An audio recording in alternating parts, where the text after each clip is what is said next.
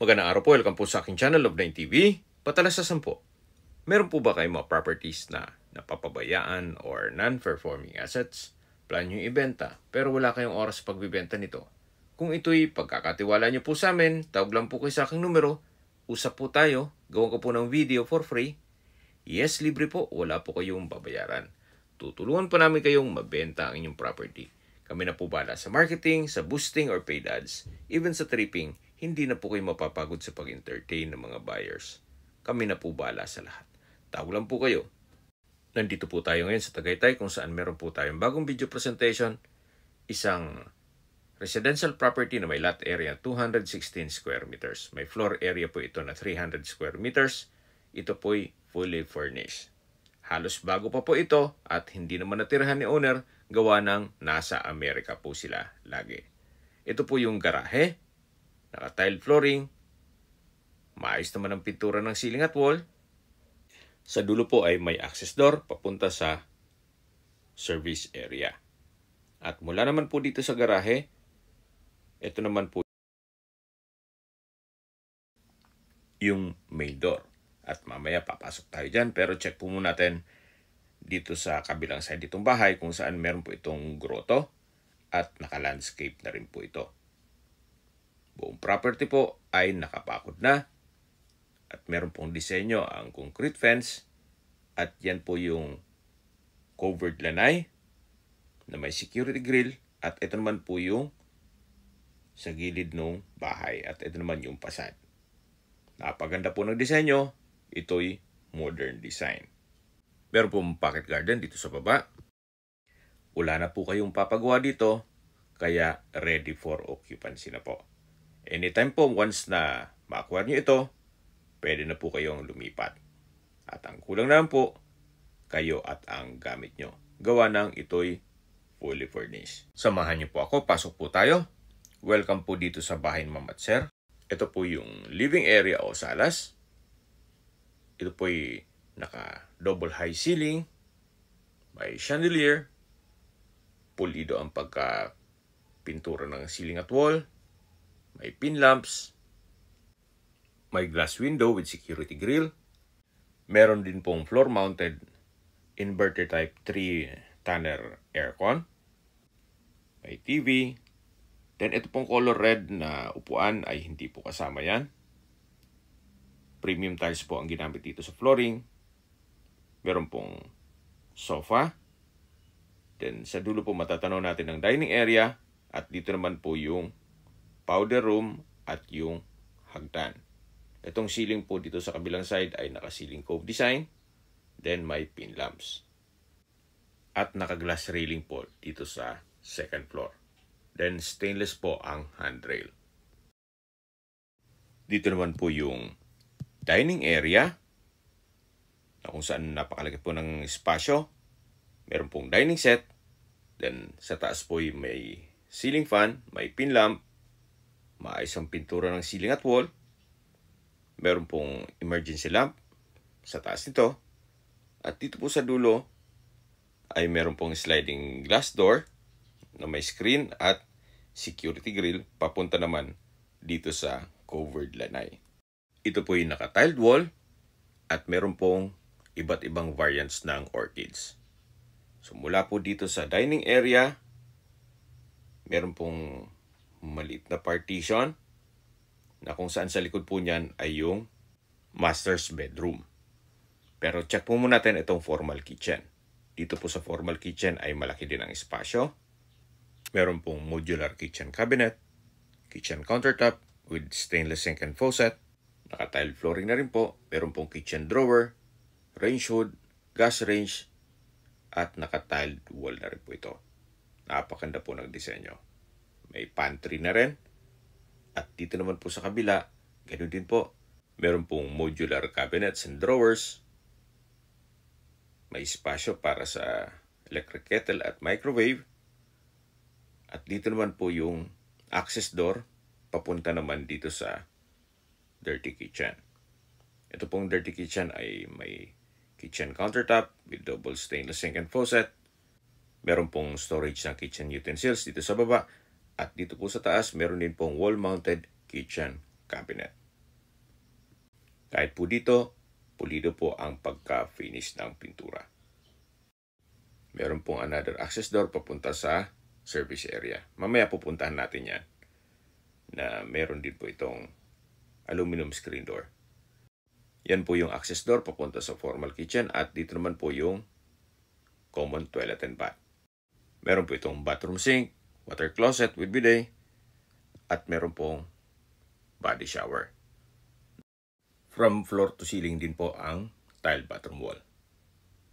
So mula po dito sa common toilet and bath, meron po ditong maid's quarter o maid's room. Naka-tile flooring, may sariling window glass, maayos din ang pintura ng ceiling at wall, at may double deck. Sa taas po ay meron pong wall-mounted wooden rack. At may center lamp. Mula po dito sa maid's quarter, lipat po tayo. So ito naman po yung access door papunta sa service area o laundry area. Kung saan meron din po ditong kitchen countertop, may range hood, may wall-mounted cabinet, then sa baba po may storage. At tungkol naman po sa washing machine at dryer, siguro pag-usapan nyo na lang ni owner kung isasama yan. At dito naman po naka-tiled countertop, then may range hood, naka-tiled flooring, at ito naman po yung understairs storage na malaki din po ang espasyo niyan. Katabi lang po yung circuit breaker at meron pong access door naman dito na may aluminum screen door papunta naman sa covered car garage o sa garahe. At galing na po tayo dyan kanina. Yan po yung steel gate. Then, naka-tile flooring na rin po dito at dito po sa kabilang side ay naka-landscape. May security grill na rin po dito. Balik po ulit tayo dito sa loob. Ito po ulit yung service area. Then, pagpasok po natin dito, dito naman yung dirty kitchen at sa dulo yung maid's quarter. At ito naman po yung formal kitchen. Mula po dito sa formal kitchen, yan po yung dining area. At ito naman po yung master's bedroom. Kung meron man po kayong PWD or senior citizen sa pamilya, ito naman po yung kwarto para sa kanila. May bed and bed frame, may split type aircon, center lamp, pin lamps, ceiling cove design, window type aircon with security grill, at naka-tiled flooring na rin po. Sa spasyo, malaki po. At dito naman yung walk-in closet. Ganun din po, naka-tiled flooring, maayos ang pintura ng ceiling at wall, at malaki naman ang espasyo. So, kabilaan po yan. Kaya marami po kayong gamit na pwede mailagay dyan. Hanggang dito po sa kabila. So, dito na po tayo sa toilet and bath. Meron po itong napagandang shower enclosure na naka-tile bathroom wall. At ito naman yung water closet with bidet. Ito naman po yung bathroom countertop. May bathroom sink with faucet, then naka-tiled wall.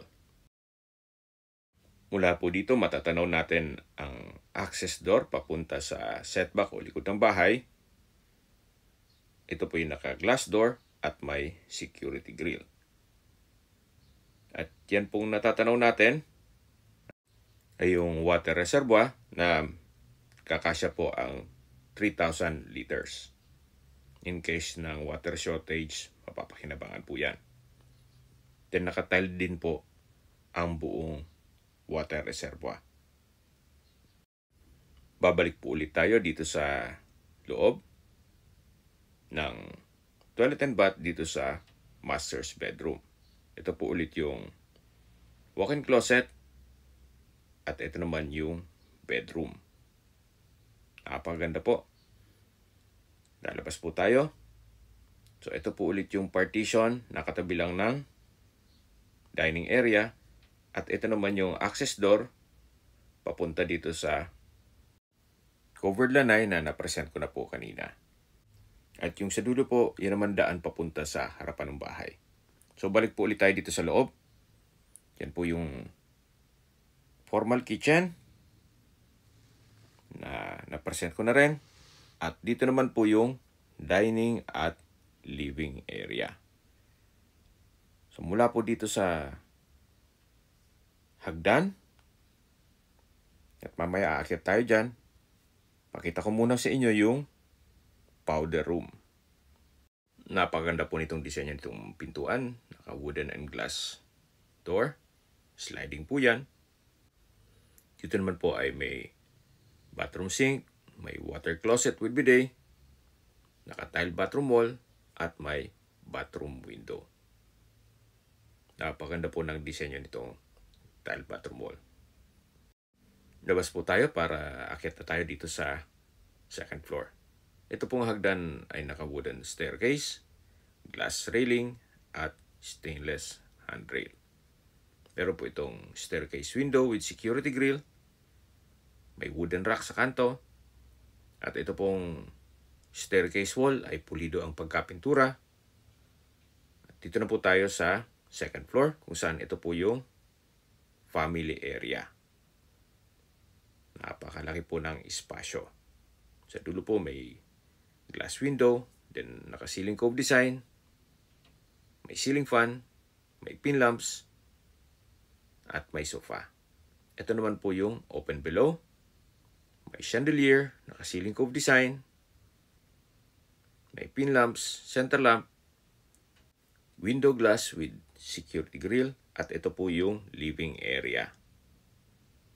Then matatanaw naman natin yung main door. Napakaaliwalas po, napakaganda ng disenyo nitong property. At mula po dito may access door na may aluminum screen door papunta naman sa balkonahe o terrace kung saan napakalaki po ng espasyo. Naka-tile flooring, glass railing, at stainless handrail. Mula po dito, matatanaw nyo ang mga magiging kapitbahay kung saan napakatahimik din po ng lugar. At mas maganda po ang view mamaya pag nasa view deck po tayo. Yan po yung fasad. Napakaganda po ng disenyo, modern design. At ito po ay owner's build. Kaya hindi po tinipid. Meron pong brickstone design dito sa wall. Then may wall lamp. At mula naman po dito, matatanaw natin yung grotto at pocket garden. Hanggang dito po yung balkonahe o terrace. Balik po ulit tayo dito sa loob. Pagpasok po natin, ito po yung hallway. Then yung family area. At check po natin itong mga kwarto. Kung saan malaki naman po ang espasyo nito. May split type aircon, may bed and bed frame, naka-ceiling cove design, may center lamp, pin lamps, tile flooring, may wardrobe, at meron pong sariling toilet and bath. Dito po sa kanto ay may sliding glass door na may security grill.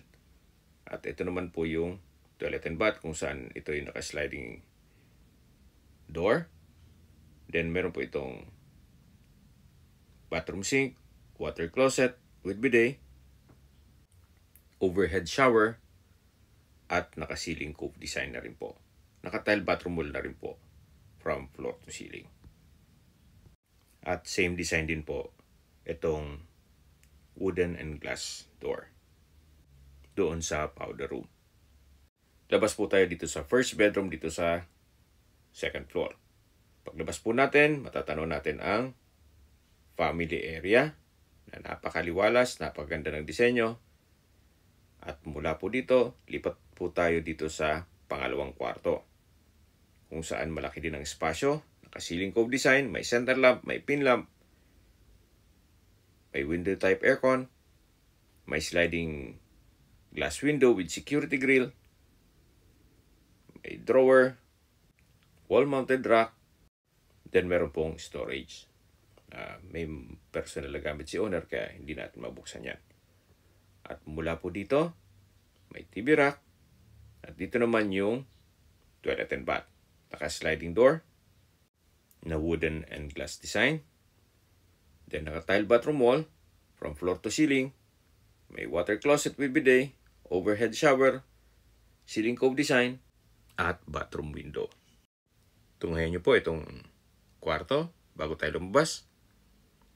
Yan po yung drawer at ito naman yung TV rack. Lalabas na po tayo. So ito pong pintuan ay naka-wooden door.